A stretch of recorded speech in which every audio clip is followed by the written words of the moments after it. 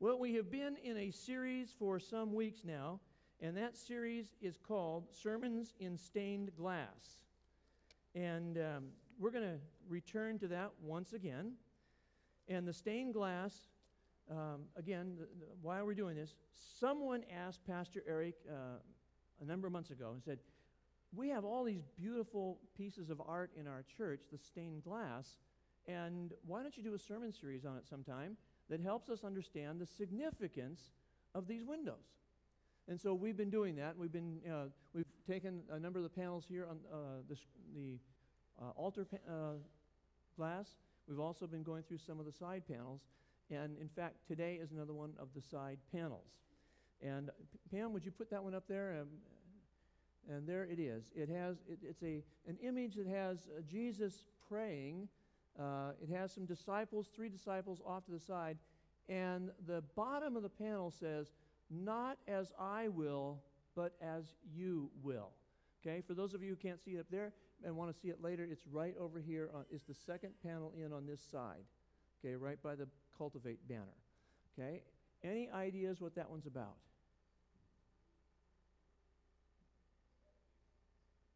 Jesus in Gethsemane. Do you know what Gethsemane means by any chance, Paul? Okay, Gethsemane was a garden outside it was east of Jerusalem, and there was right at the edge of Jerusalem. There's a great big little there's a valley.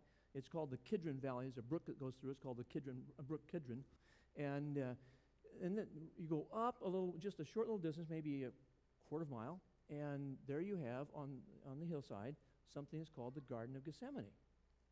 Okay, and it's on the so-called Mount of Olives. Okay, so what do you think? What kind of trees do you think? Wild guess. I know it's early, but wild guess on the Mount of Olives. What do you think? What kind of trees are there? Olive trees. Awesome. Good job. You guys are awake. Love it. Gethsemane means oil press. Okay, so what kind of oil do you think they were making? Olive oil. What a sharp group. Awesome. Okay, you guys are right on this morning. Okay, so you're with it. I appreciate that. So Jesus went to the Garden of Gethsemane. I'd like to read the story of how that. One of the 3 accounts that has this in the Bible. Then Jesus, and by the way, then is one of those words you always need to know what went ahead of then. What was just before then? Anybody remember what was just before then? This would be the Passover meal, Jesus in the upper room with the disciples, and the sacrament of Holy Communion consecrated there.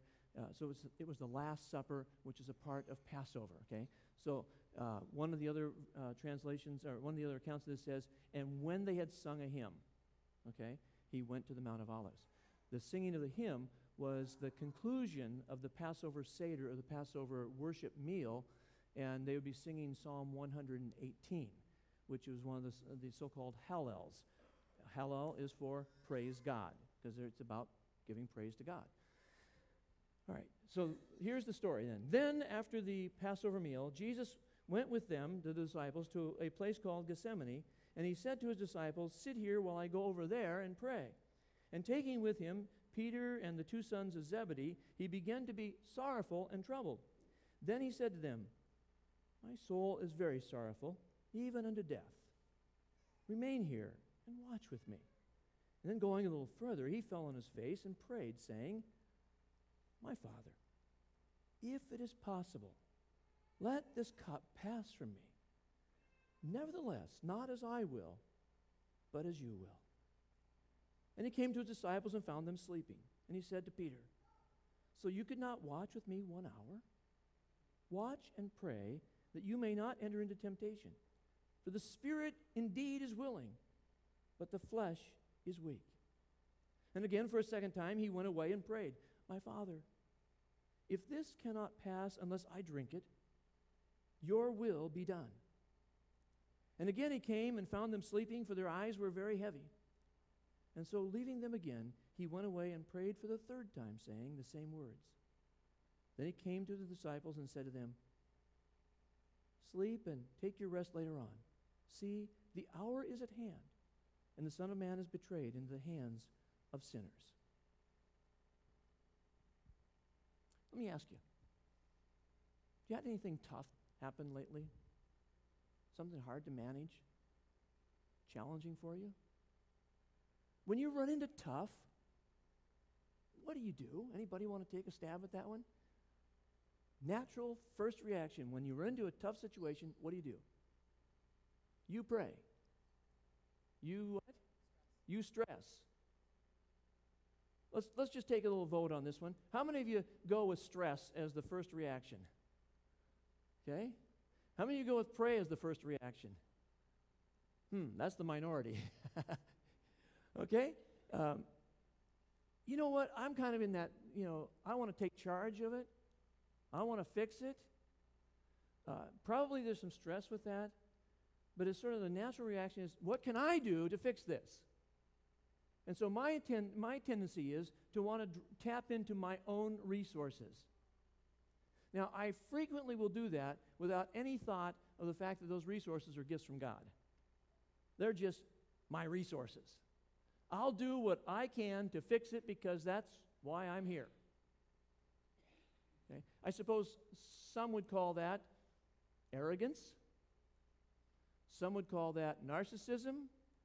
Some would call that you have to fix it. Some would call that's dumb. Whatever you call it, that's a reaction that's common for me. And then when I can't fix it, then I stress. Okay? This is my natural reaction to things, okay? I didn't say this is the thing that's the smartest thing to do. I'm just saying this is where I'm hardwired. Okay? Then the next thing is, when all else fails, what? Now pray. Okay? And haven't you seen that little sign somewhere along? When all else fails, pray. Okay? That sign is out there because it's true. That's what happens for a lot of us. I want to do it on my own first, and then when all else fails, let's check in with God and see what He can do to fix it. Okay? So the natural reaction when things get tough is for us to take things into our own hands, which is oftentimes because we're stressing out and we have to fix it, because if things don't look right, if I'm not doing well, if I can't fix this, I won't look good, and if I don't look good, I won't be accepted, and if I'm not accepted, I'm going to be all alone, and that stinks. Okay? So there's a whole sequence of unconscious thinking that goes on with that.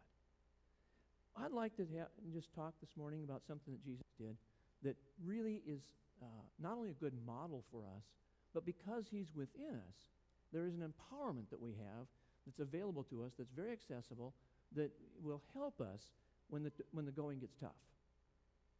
Okay? Maybe you heard the slogan, when the going gets tough, the tough get going. Okay? That is, I believe, a common philosophy. Unfortunately, it's not the best philosophy. Let's take a peek at the story of Jesus. I'm going to submit to you that when Jesus was going out to the Garden of Gethsemane, the going was already tough. He knew what was coming. He had already predicted several times to the disciples that the Son of Man must be arrested, tried, killed, and on the third day rise again. So he knew what was coming. He had predicted it. But knowing that it's coming and feeling good about it are two very different things. Remember, Jesus was not only true God, He was also true man. And He knew what was coming. He knew that He was going to drink of this cup, as He said. And as a Jewish person, that had special meaning. If you read the Old Testament, there are several occasions where it talks about a cup of suffering. And seldom is cup used in any other way than cup of suffering. Okay? So I'm going to drink of this cup of suffering. So He knew He would suffer. The suffering, folks, was not going to be the nails. The suffering was not going to be the cross. The suffering was not the crown of thorns. The suffering was not being beaten. That was not the suffering. Now, yes, it was painful. The suffering that Jesus knew was coming was that He was going to experience separation from God. Remember those words from the cross? My God, why have you forsaken me? That, ladies and gentlemen, boys and girls, that was the suffering. Because he knew that he was going to take your place and mine under God's judgment for sin. And if he's doing that for more than 7 billion people, you'd think that would be kind of a stinker. That would be a bad deal. He knew what that was going to be like. And so the text is very poignant when it says, "Then he said to them, my soul is sorrowful even to death." And the word there is, it's deeply moved. He is feeling the pangs of suffering for our sin so deeply that it was wrecking his heart. Luke records that he even was so intense about this that his sweat was like drops of blood.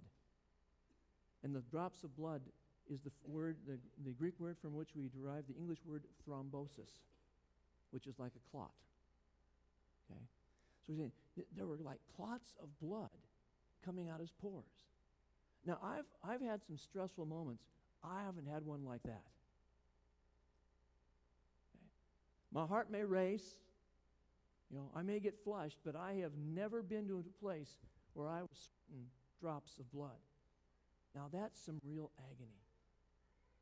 Now, the question is, how did Jesus handle that stress? And I'd like to submit distress. How did he handle that? Well, it's interesting that Mark says he went out to the Garden of Gethsemane as was his custom. That's instructive. He didn't just go out to the Garden of Gethsemane this one time because it was a place of refuge, a solace place. This is a place where he went often. And it was so often that when Judas betrayed him and he was coming out with the troops to have him arrested, where did Judas lead him? He led them to the Garden of Gethsemane because he knew that was a favorite spot for Jesus to take a time out with the Father. And it wasn't like this was the only time. If you read through some of the gospel accounts, the narratives record many times Jesus would withdraw from the crowds to pray. Now, if the Son of God needs some time out with the Father to get recalibrated, to get reoriented, to get grounded, how much more do you think people like us need to do that? I love the words of Martin Luther. He said his normal practice was to take 2 hours a day to pray. And when the tough times were there, he says, I needed to get up and pray another hour extra. Now, let me ask you, do you have an extra hour to pray? Do you have even 2 hours to pray? Not just to go to 3, but to, in our schedules today, I don't think we position ourselves enough to manage stress well. We don't take advantage of one of the major resources that God has put at our disposal. Now, some of you might say, I couldn't pray for 2 hours, let alone 10 minutes. Well, if it's just me having a conversation with God, I think I wouldn't have long conversations. But if your prayer time is more like this, if it's built around meditating on who God is, and not just focusing on who you are and what you're dealing with, then it's a little different. You see, we think of prayer as me talking to God. Jewish people thought of prayer as meditation and conversation with God. And the meditation part is letting God speak to us in His Word while we're pondering that and then laying our concerns additionally before God in the light of what we've just been experiencing in His Word. So if you're not somehow steeped in the Scriptures yourself, you don't know what the Bible's about, then your prayer life probably is going to be, 30 seconds. Okay? Because you're going to lay out your stuff before God, period, the end. And what you're doing, you're saying, Lord, here's my problem, and here's how you can fix it for me, and let me tell you how to do that and how fast to do that. Okay? In other words, here's my agenda, God. You listen to my agenda, and you do what I tell you. How many of you ever prayed like that? Okay. I look back over my prayers, and a lot of them have been like that. I remember 4 years ago. 4 years ago, I'd had this bike accident that, hit a vehicle broadside as I skidded into it because it pulled out in front of me. And I ended up, taking out the big window behind the driver's door on this van with my head. That explains a lot of things. I know, Kurt. And put a big body dent in the side of the vehicle, which I saw after I woke up from being unconscious.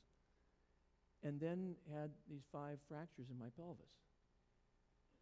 And I want to tell you, the next couple of weeks were not a lot of fun. And I can tell you that my prayers at that moment some of them were, God, this hurts. Will you fix this? Okay? And then I finally got around to, I was thinking about this morning, I was thinking, I got around to saying, Lord, this hurts, and I know you're here. This hurts, and I know that somehow you're going to grow me and develop me in this. And I'm okay with that, and it hurts. And whatever you could do to take the hurt away, that would be cool. Okay? And I know you're with me in this. And I will be okay because you are with me in this. And so those were some conversations I would have with God, because I was able to look back and remember other times in my life where God had been with me in scary times that were hard. I could also remember some of the things that God had said in the book, that he's given us, the scriptures, about how we can lean upon him in every situation. We can cast all of our anxieties upon him because he cares for us. So, it's just amazing how when your prayer life is informed by your life with God, and how he speaks to us in his word, how it changes how we pray. It changes the timetable a bit too. Because we can look at things that God looks at it from an eternal point of view, which means without time, which is really hard for me to grasp because everything that I do is measured by the clock and the clock that's called the calendar. Okay? God doesn't have that kind of timeline. And when I can get that he is looking at it from a different point of view and really get that, it impacts me. And I think it impacts you when you do that too, doesn't it? It's like you kind of step back and you can take a broader look at things. And that's a good thing. So I want to encourage you to be the kind of people who, when the going gets tough, you get going to God. Because that's what you normally do. It's not like this is, oh my gosh, I need to get to God now because I'm in trouble. It's like I get to be close to the God that I love. How many of you have kids or know of kids who, when things get tough, the children run where? They run to a parent. Now, why do they run to that parent? Because they know that parent loves them, cares for them, is able to manage for them the things in their life. Why wouldn't we do that, Heavenly Parent? The one that we call Father. Why wouldn't we be like Jesus and spend time with God when we don't need him? Or at least we don't think we do. Why don't we spend time with him like like a child spends with a parent? Good, solid time that develops the relationship so you know that you can lean on him when the going gets tough. If we're going to handle stressful circumstances, and distress well, I submit to you it means being close to this God every day. And if you're not used to praying for 2 hours, don't start there. Take 20 seconds. And let 20 seconds become 30, and let 30 seconds become 60, and let 60 seconds become 180.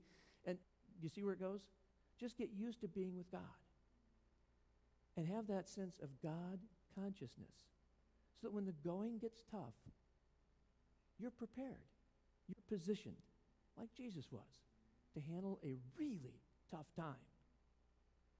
And finally, what did he say to his disciples? He said, come on, let's go. My betrayer is at hand. He knew. And he was ready. He could handle the stress because he knew he was in the hands of the Father. May God bless you and me, that when the going gets tough, we've already been prepared because we've sat on the lap of the Father so much. Amen.